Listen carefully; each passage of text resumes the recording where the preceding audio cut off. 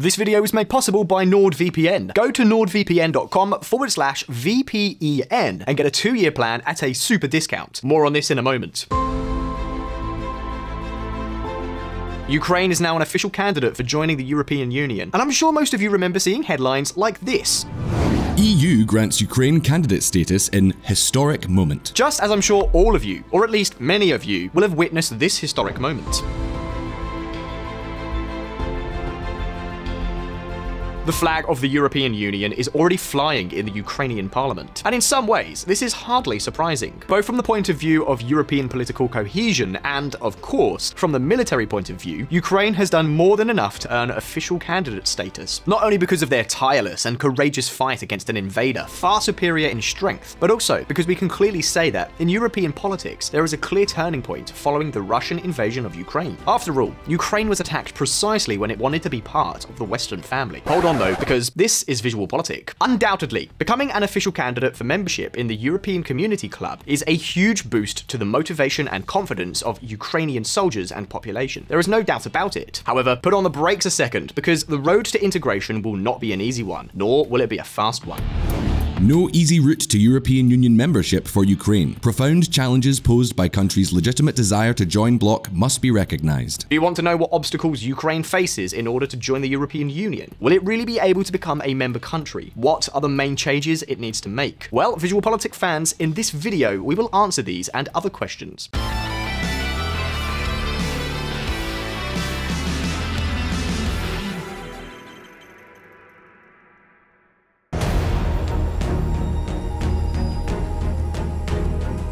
Let's be clear, joining the European Union is not like joining NATO. Being part of the Community Club implies incorporating a lot of regulations and making a lot of changes in the law, politics, and economy of the candidate countries. For example, it took Croatia no less than 10 long years to become a member state. Obviously, this period is not fixed, and it depends on each country. Finland, which already had democratic institutions and an established free market economy, took 2 years. But I think everyone, absolutely everyone, will agree that Ukraine is closer to pre-European Union Croatia than to Finland.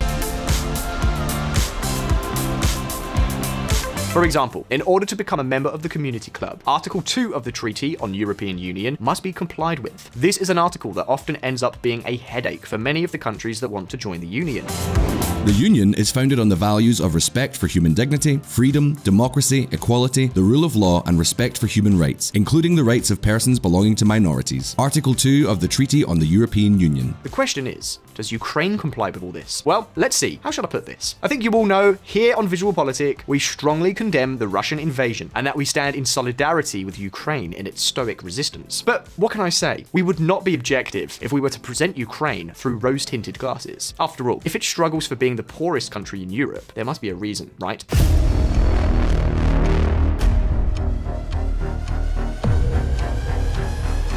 Today, both Ukraine's politics and economy are far from Western standards. For example, there is a heavy state intervention in its economy. There are price controls, and a handful of millionaire oligarchs monopolize the strategic sectors of the national economy. Oligarchs who, of course, in one way or another, tends to be protected by the political apparatus itself. In fact, corruption in the country is rampant. According to Transparency International, Ukraine is the second most corrupt country in all of Europe after Russia, and it cannot be said that there are many controls in place to try to curb it. All this helps to explain why Ukraine is exaggeratedly poor by European standards. To give you an idea, we're talking about a country whose GDP per capita in 2021 was barely 40% of the GDP per capita of Bulgaria, which is currently the poorest country in the European Union. And of course, with the war, things have gotten much worse.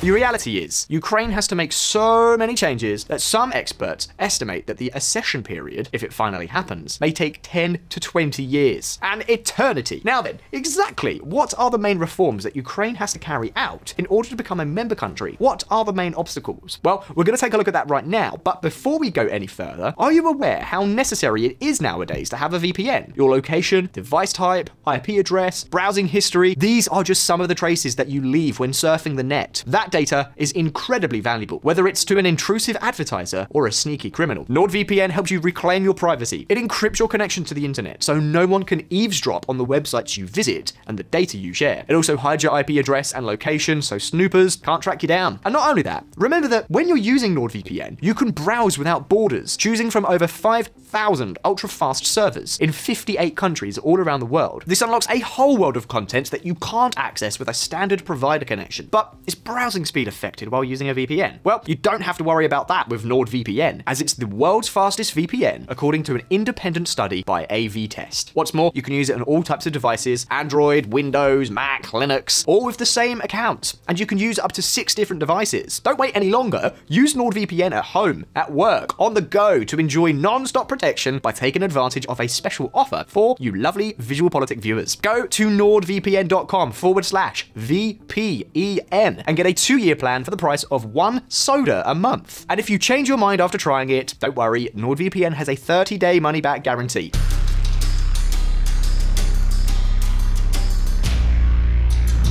The difficult European process.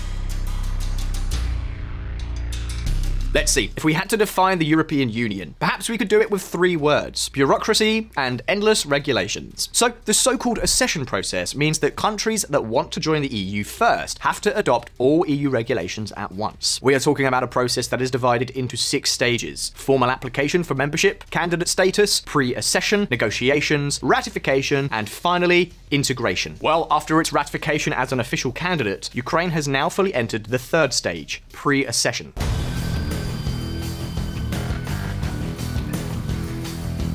During this stage, Ukraine or any other candidate country has to agree along with the European Commission on the so-called pre-accession strategy. This strategy consists of setting a series of guidelines for Ukraine to include in its jurisprudence the administrative, political, and economic reforms that will enable the state to implement European laws. And we are not talking about a minor change, but about more than 130,000 pages of European legislation that Ukraine will now have to introduce into its political and legal system. And that is obviously a lot. A truckload of legislation, and a very costly process of attempted changes in all structures within the country. Well, no one said it was easy. Of course, the economy is no exception. Ukraine will have to turn its economic model upside down and completely change it in order to develop a functional, free market economy that can operate without restrictions in the common market. And this, believe me, is much easier said than done.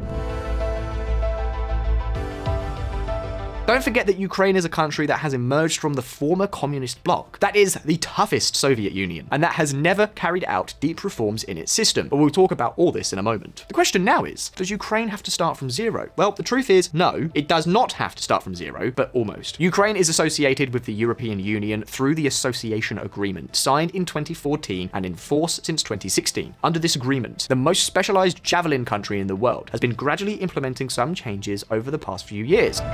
Ukraine's EU Association Agreement obliges Kyiv to pursue rule of law reforms. This agreement, by the way, has a lot to do with the course of events. And you see, thanks to this agreement, the Ukrainian economy began to pivot from the east to the west at full speed. That is, from Russia and the so-called Commonwealth of Independent States towards the European Union. In fact, trade with the EU bloc already accounted for more than 40% of all Ukrainian exports in 2020. That's 8 times more than exports to Russia. We are talking about a process that now, with Putin's invasion, far from slowing down, has accelerated even more. Take a look. EU to suspend tariffs on Ukraine imports for 1 year. Kyiv grateful. Ukraine, EU sign agreement on liberalization of road transport. The agreement eliminates the need for Ukrainian carriers to obtain permits to enter the EU. What's more, at last, the Ukrainian power grid has been linked to the European grid. Check it out.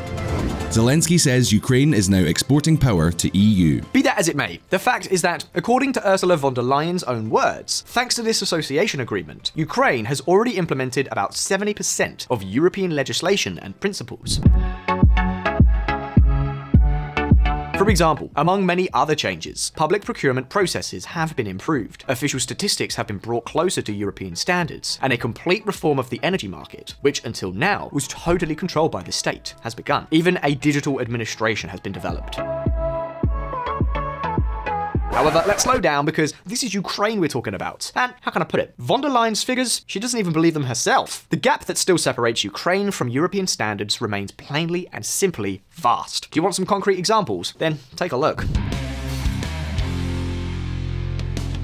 Earlier, we saw that, according to Transparency International, it is the second most corrupt country in Europe. Well, that's just the beginning. In the Index of Economic Freedom, Ukraine ranks 130 out of 177. It is placed alongside countries such as Uganda, India, and Alexander Lukashenko's Belarus. In the Human Freedom Index, it ranks 98th, practically on par with Burkina Faso, Kazakhstan, and Mozambique. In the Rule of Law Index, which measures judicial quality, it ranked 74th. In the Press Freedom Index, 106th. And in the Democratic Quality Index, 86th. In other words, whichever way you look at it, Ukraine is a long way away from the European club. And yes, thanks to the association agreement, they are not starting from scratch. But the road ahead is long, it's very long. Mind you, we're not only talking about applying European regulations. That would not be enough in Ukraine. Why? Want to know exactly what pitfalls Ukraine is facing? Well, stay tuned.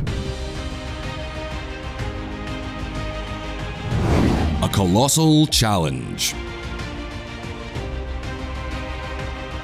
Once the war is over and Ukraine can focus 100% on its reconstruction in every sense, physically, economically, socially, and politically, the government of the day will have to turn the country upside down to meet the requirements for the accession to the European Union. And it will have to do so on a lot of fronts at the same time. It will, of course, have to implement the reforms demanded by Brussels, but it will also have to get the country back on its feet, starting, of course, with the basic infrastructure itself. It is evident that a country that is physically and institutionally destroyed would find it practically impossible to enter the European Union, no matter what reforms it makes. It would simply be too expensive. That is why, when the war is over, Ukrainian government will have to strive not only to comply with EU legislation and Brussels requests, it will also have to act on these two fronts. According to Ukrainian government estimates, rebuilding bridges, basic infrastructure, and buildings alone will require between $100 billion and $200 billion. And if we add to this the recovery of Ukraine's economic and productive fabric, the total bill could be well over $500 or $600 billion. Obviously, this is something that Brussels cannot ignore when considering a candidate for joining the European Union. In other words, that at the end of the day, European institutions will have to implement a sort of Marshall Plan to support reconstruction. The European Union will create a platform for the reconstruction of Ukraine. The platform will be used to determine investment needs, coordinate action, and channel resources, von der Leyen said. The challenge here is to get this recovery plan implemented without the money ending up in the pockets of the oligarchs, who have controlled the country's economy since the fall of the Soviet Union. Because, obviously, if the European Union allocates a lot of money, which then serves no purpose, that would make the accession process very, very difficult. Brussels seems confident that Kyiv will carry out a comprehensive economic liberalization program, but will it really do so? That remains to be seen. All in all, it is not the most difficult thing to do. The most difficult thing is that Ukraine will have to completely change its nature as a country. As we have already said, it will have to implement community legislation, but that is not enough. It will also have to put an end to the stratospheric corruption. And, for example, it will have to create, among many other things, a new judicial system that is truly protective. All this, VisualPolitik fans, is much easier said than done. How could Ukraine make a U-turn? Will the oligarchs allow it? And remember, we're talking about a country that has hundreds and hundreds and thousands, millions of young immigrants all over Europe. Young people with professional skills, and in many cases, good academic training. Young people who could play a key role in the process of economic and institutional reconstruction that the country needs to carry out before it can accede to the European Union. In fact, let's be clear, without attracting the diaspora back, it will be very difficult for Ukraine to achieve the level of prosperity, wealth, and development necessary to complete its accession to the European Union in a reasonable period of time. But of course, in order for them to be able to return, invest, or set up companies, two things are needed above all: legal certainty and open markets. The question is, how could these two things be achieved?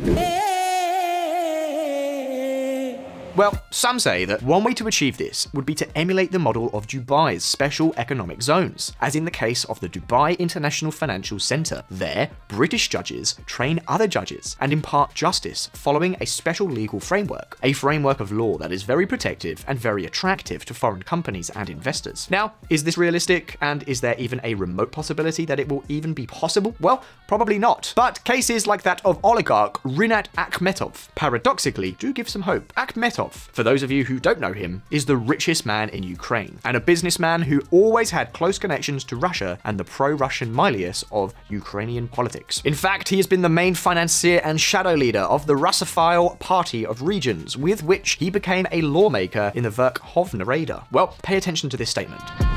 Evil cannot go unpunished. Russia's crimes against Ukraine and our people are egregious, and those guilty of them must be held liable. This lawsuit is one of the first international legal steps against Russia to stop their ongoing crimes, destruction of the Ukrainian economy, and the plundering of Ukrainian assets. Renat Akhmetov, Ukrainian oligarch. Whether for money, for a future in Ukraine, or for a sudden love of his homeland, or for all of these things at once, the rhetoric of Akhmetov, owner, among many other things, of the famous Azovstal steelworks, has changed radically. Well, like him, many other pro-Russian oligarchs are suffering multi-million-dollar losses due to the Russian invasion. Without going any further, Akhmetov's wealth has shrunk from its peak of $16 billion in 2012 to about $4.2 billion, 4 times less, according to Forbes data. But as contradictory as it may seem, this situation could have a positive side. Many of the big Ukrainian oligarchs have seen a significant proportion of their productive assets shattered by Russia, and with them, much of their ability to influence local communities and national politics. In other words, the destruction of much of their wealth and influence, together with international assistance and Kyiv's change of priorities, may lead these oligarchs to accept changes in the rules of the game in order to become entrepreneurs in a competitive market. Keep in mind that if Kyiv really wants to join the European Union, it is going to have to put a stop to all of these oligarchs. Let us say that it is very likely that reconstruction, social pressure, and now national security will be worth much more than the bribes and pressures of these oligarchs. Oligarchs who, in addition, will have to atone for their past pro-Russian leanings. So it would not be strange to see them suddenly flying the flag of the European Union and reforms. In short, in order to become a full member of the European Union, Ukraine will have to become a democracy of certain quality. It will have to adopt a free market economy. It will have to introduce into its law and then apply the very extensive European legislation. It will have to rebuild its infrastructure. It will have to promote significant growth rates and end the power of the oligarchs and completely change its institutions. A very long and very complicated to-do list. But wait a minute, because it's not just about Ukraine. In order to admit such a large and troubled country as a full member, the European Union itself may have to change. I am referring, for example, to things like unanimity rules. You see, in many areas, the European Union requires the unanimity of all member countries in order to be able to move forward with various initiatives. The problem is that the European Union is becoming so big that this is becoming increasingly complicated, especially when we take into account the enormous differences that exist between the member countries. And to top it all off, Ukraine would be a powerful ally of Poland, a country that has not been getting along particularly well with Brussels lately. And keep in mind that this is a risk that some European leaders are already talking about openly. Be that as it may, I think you can see Ukraine's entry into the European Union, if it ever happens, will be a very long process, a very difficult one, and one that is subject to many conditions. But at this point, it's your turn. Do you think Ukraine will eventually join the European Union, and will Kyiv manage to carry out all the political and economic reforms necessary to make Ukraine a country that can compete with EU members? Leave us your questions below in the comments, and of course your answers as well. And if you liked this video, don't forget to like and subscribe to our channel so you don't miss any news. Once again, thank you so much for being there, all the best, and I'll see you next time.